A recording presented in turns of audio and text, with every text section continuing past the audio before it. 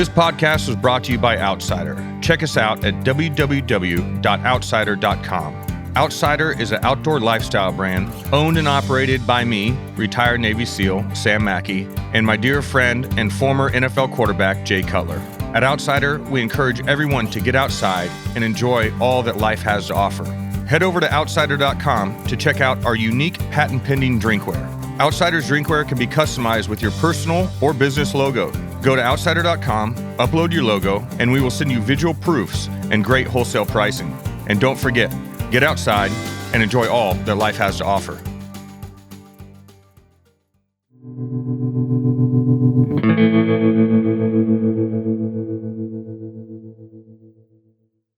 Welcome, everyone, to the next episode of the Take It Outside podcast. I'm your host, Sam Mackey. My co-host could not make it because he is at a birthday party.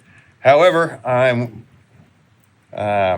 am joined by a very, very special human being. Oh, boy. Luke Hopper, Jay's farm manager, turkey connoisseur. Whoa, we use some big words. I don't know. Turkey hunter? I don't know. I was trying to think of some sort of adjective to throw behind deer, and I'm glad you interrupted. Because I had nothing. That's good. Sounded good. I liked it. Turkey. All right. Well, we just finished up a great weekend with the Gold Star Wives. So yes, sir. We'll get to that in a second. Okay. But originally, you're from here in, is this Nortonville? Yeah, Nortonville would be just a little bit north of us. I grew up more around Crofton, which is just south of here, but within 10 miles of this place all my life. Yes, really? Sir, right here. So roamed a lot of these grounds actually for years back when I was 15, 16 years old. A lot of this was mining property and stuff, so we pretty much cover all of it. So you can come on here and hunt when it was mining property? Yeah, I used to. Yes, sir. Really? Awesome. Yeah. So did you grew up hunting with your father? Your yes, family? sir. I mean, from the time really that we could walk, we was involved in the outdoors. And then as soon as Dad felt that we was capable to pack a weapon and safe enough, we started hunting a lot around 6 and 7 years old probably. We was in the woods a lot and started killing deer and turkeys and just loved it. It's kind of been a lifestyle. Yeah. All our lives, it's just what we've known. It's so important to get your kids outside. And, we do Wednesdays with Luke's for those of you who follow us on social media. And, you always say get outside every chance you get. Yeah. And don't forget to get outside every chance you get and get your kids outside. And I think that's extremely, extremely important. That's why, my kids just rolled in here and I'm about to take my 4-year-old out to the deer That's barn. right. And I think that's what's so important. We talk about getting outside. It's not, we don't say get them out and hunt outside all the time. Yeah. Or get them out and kill something all the time. It's just so important just get them out to make those memories, whether you're hiking, fishing, hunting, whatever you're doing. Because you know this, you look back, the best memories you ever have is that 8, 9, 10 years old with your dad and stuff in the woods. You're not going to forget those. Yeah, I'm super excited to bring Mary out hunting this afternoon. And, we hunted so hard all weekend. I'm dog tired, but I know I'm going to go in there. We're going to be holding a conversation, looking, dropping stuff, and out walking and then a big tank's going to walk out. Oh, I guarantee I know it. Hunting 2 or 3 days hard, and you take a little kid with you, monster walk out. I hope it does. But either way, the thing is, whatever you see, you'll have a wonderful time. Yeah. No doubt. That's a fact. So, growing up, did you primarily turkey hunt, deer hunt, fish? If the hunting season was in, we was doing it. Okay. It was small game all the way up to turkey and deer, but no doubt, just kind of the pride and joy of our family all the way up was the turkey hunt. Yeah. Big family tradition. I mean, I remember multiple times of me and my dad as a young boy, then when we hunted little tracks and that everything wasn't leased up or bought up then. You could get permission fairly easy a lot of places. And I don't know how many days me and my dad would be out turkey hunting. And before it was over with, after the morning hunt, you'd have 15 or 20 of your family members met up out on a country road somewhere talking about the morning's turkey hunt. So it's just always been, if we had to pick one to stick with, it'd definitely be turkey hunting. Now, I know you're a good turkey caller, but Jay was telling me that you've done some competitions. I did not do any competitions. And I went to several and stuff. And I thought about it, but I don't think, it's kind of like this. A hen don't have to sound real good to get a gobbler to come in. And I've never really considered myself like a good turkey caller. Being able to get turkeys in, yeah, but when I listen to some of them competition guys, I don't know if I'd compete with that at all. I've heard the elk calling competitions, and I've talked to a guy who's extremely good at calling elk, and he said I know nothing about elk calling, so if I mess this up, I apologize. But he said there's a difference between, I'm going to call calling for competition and calling bulls in real life. I would believe that for sure. I've got to do some elk hunting the past 3 years, and I've called some in and killed some. Of course, that's one of the most exciting things there is. But if you like turkey hunting, you like you're going to like elk hunting. But I would agree with that 100%, even though I hadn't done much of the elk hunting yet.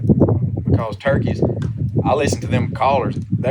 It's so perfect. Yeah. You know what I mean? And when I'm in the woods and what I listen to and see, the hens and stuff I hear are not as good of callers as the professional competition callers, When we were elk hunting, I was calling, and when Katie came up, I called a couple of elk in.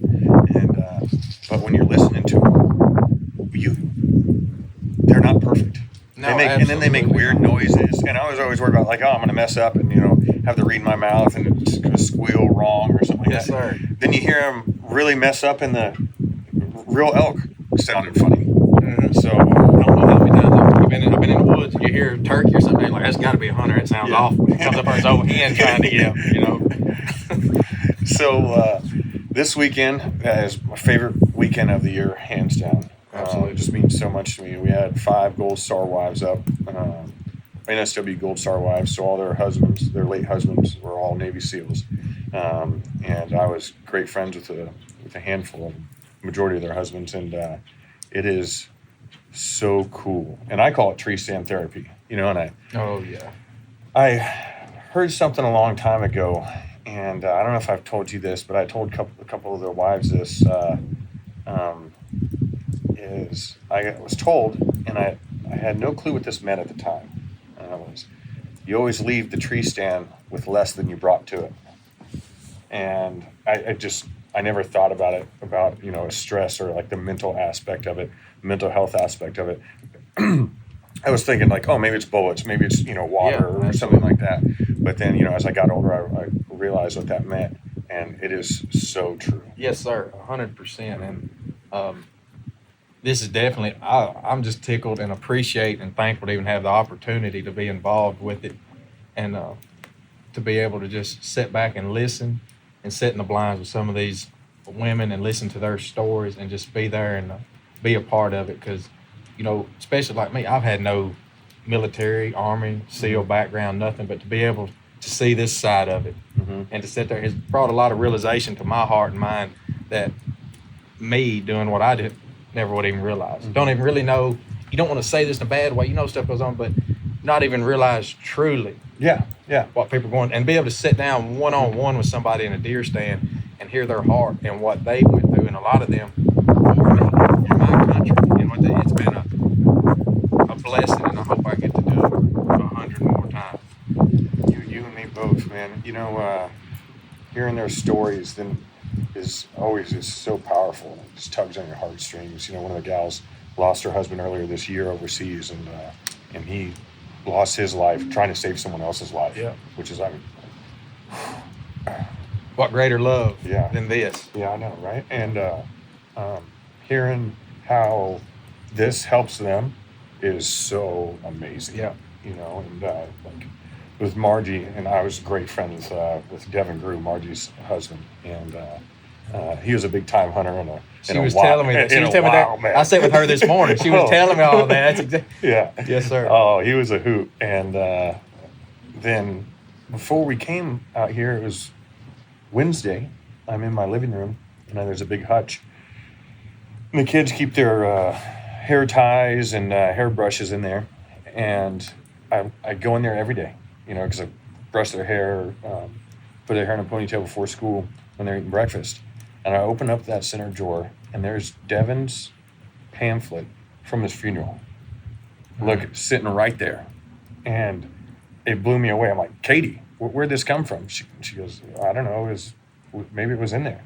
And it was just something like, oh my God, this isn't a sign. Yeah. I don't know what the hell is, right? And so I sent a picture to Margie, and she goes, that doesn't surprise me. Yeah. And so then I was really excited to hunt with her. And so I got to hunt with her the first evening.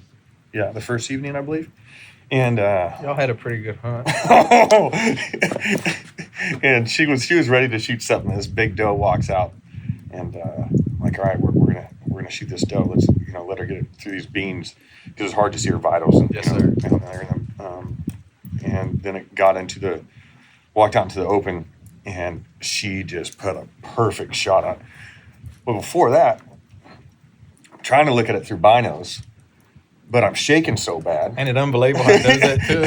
It's a doe that I'm not even going to shoot it. Yeah. And I'm shaking so bad. I'm like, Margie, just do me a favor and, look at it. That's a big doe. So I'm, 99% sure it's not a button buck or anything like that. But I could look at it through the scope, and I had to have her look at it. Yeah. Because I couldn't keep my shit together.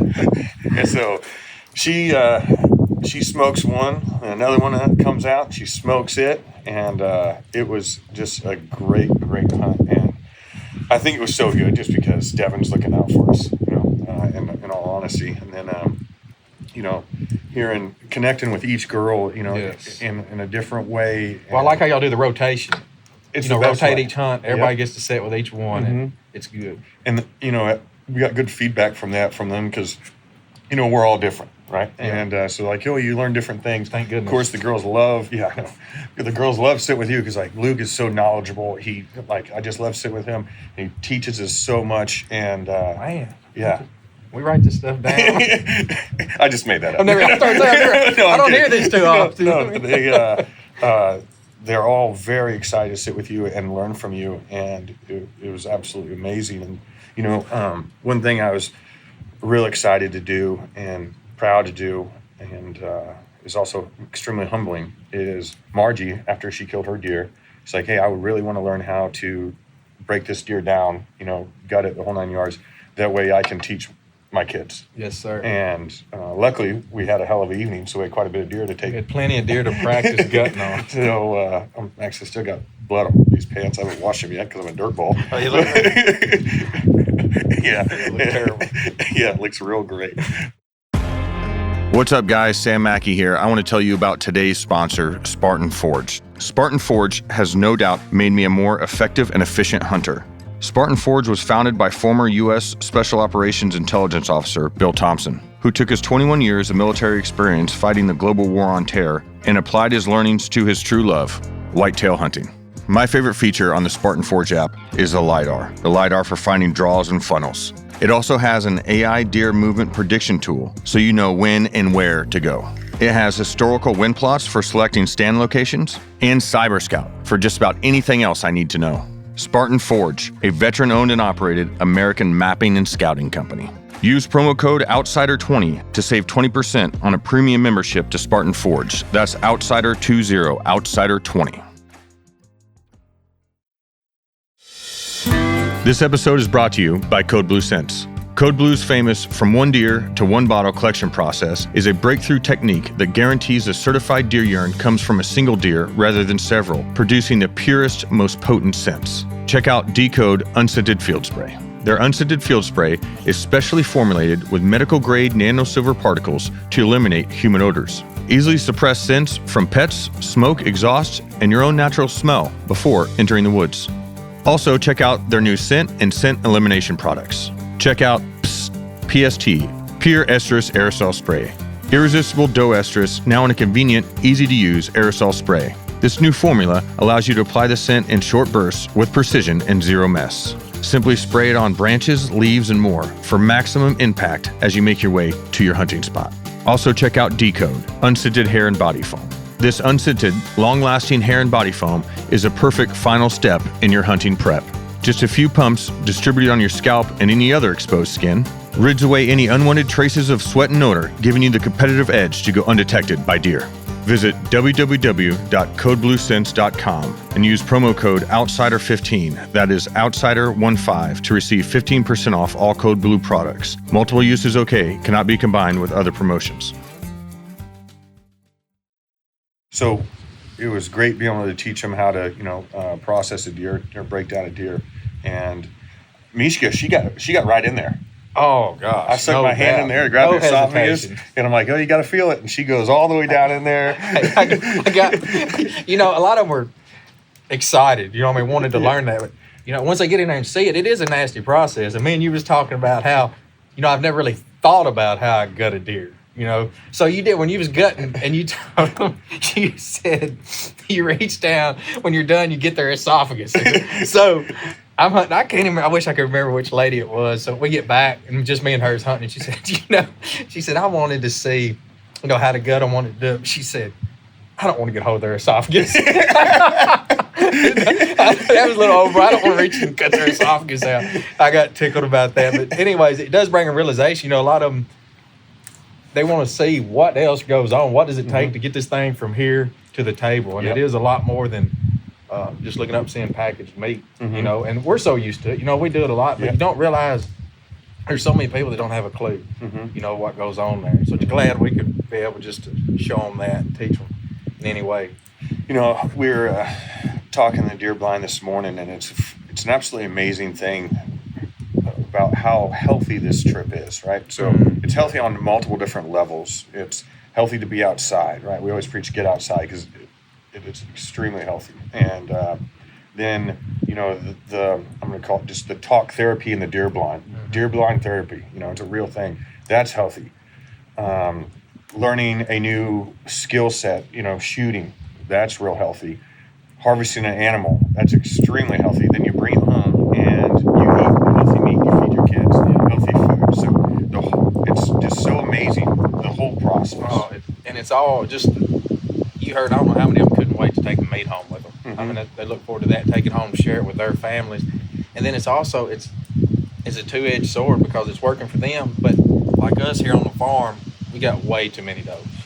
Way too many. And we got a number we're trying to get to keep the herd healthier, to help our bucks, to take less stress off them. So what better way to do this than bring people in that's just tickled to death to be a part of it and to watch them just get introduced to the outdoors. It's a blessing for all. Unfortunately, no shooters walked out. Well, one did, but he decided to break one side of his beam off. Did you think that got broken off by another deer or fighting, or do you think it got shot off? Well, I'm believing that it got shot off because, you see a lot of broke beams, but it was really splintered and shattered on the end. So I'd say probably one of the neighbors seen that big boy chasing a doe and started sending them down range. Have you heard of that before? Someone shooting antlers? Yes, sir. I've heard of it a couple times, and one of Katie's uncles got a big Yukon moose. This thing's huge, and I think it has 2 or 3 bullet holes in the paddles. And he was telling me people get so that's what you're focused on looking at how big this animal is. They move right there, their eyes move right back there before they pull the trigger and don't even realize it. Okay, so if I go moose hunting, I'll probably shoot him right through the antlers too. You and me both. But yeah, I'd lose my mind. Well, we didn't. Yeah, it wasn't many shooter scenes. A lot of 2 and 3 year olds, and I think coming to the tail end of the rut like we are, and then rifle season's been going. Our big mature buck movement was definitely down, and we seen some 2 and 3, and then that one, and I think they seen one over here with a shot to old coil lake. We didn't get on, but doe numbers were up. Evenings were way better. Mornings were slow, kind of as always this time of year, but we made the best of it. Yeah, it was glorious. We had great food, great meals.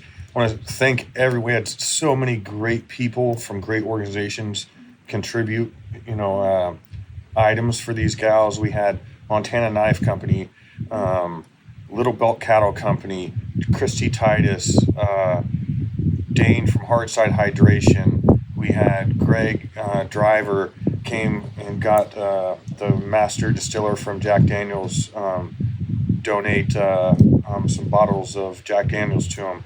Sig Sauer for binos. Yes, sir. Just amazing companies, amazing people. And the coolest thing about this, everyone I asked, without hesitation, said yes. Oh, Hey, do you mind donating, X, Y, and Z for the Gold Star Wives Hunt that we're doing again this year? And I'm telling you, I asked, and we had boxes arriving within 4 days. Yeah, no, that's great. And that's the way it should be. And you see, on big scales like them, you're thankful for all of them. That's what they had to give. They did. And then you see so many people working together here to make it happen. And everybody's just so willing to dive in and help do whatever my part ain't much, but you're glad to do it, skinning and gutting deer, if that's what I can do to help them. I was so happy to help you and do all that. I enjoy it too. So yes, sir. And then we had Payton Smith come play some music last night. That was great. He's amazing. Yes, sir. Go check him out. Payton Smith. He just dropped a song last week, Camouflage Town, and check out his album. Has a couple shows with Brantley Gilbert in the spring, so go see him. He's a great kid from Louisiana. He's a good heart, and he came. Not only did he play music last night, he hunted with one of the gals this morning, which was awesome. Yes, sir. So we're just beyond thankful to everyone that donated to this very special weekend. What do we got next? What do you got going on? Well, we got, Thanksgiving's right around the corner. Yes, sir. I think you're going to make a couple sits. We'll probably try to knock down a couple more does. And then we'll get back going into December. Probably a lot of our deer get back on food, Finally, we'll see kind of who survived the hoorah, the rut, rifle season. That's always interesting, kind of do a trail camera intel, see what we're going to be looking at for next year. And start pumping protein feed into them, get them back on their feet, because you've seen a lot, our big mature deer run way down. So we want to get them back as healthy as possible. Kind of do an inventory of the herd, and we'll probably do a couple more hunts on through December, January. You gonna start running traps? Yes, sir. That's I usually wait. It's already in here in Kentucky, but I usually wait till after rifle because it's so much going on. Because once we commit to that, it's every day. You got to be here. But and I really believe a whole lot of what we see here is due to the trapping. It's a big part of the management. The turkeys population's unbelievable now. The coons, possums, coyotes, bobcats, everything we take out every year and try to maintain that. And the deer fawns, good grief, there's no shortage in the deer for sure. So we'll be right on that. We're looking forward to it. We'll get to love it. I heard you're the best possum trapper in the county. Yeah.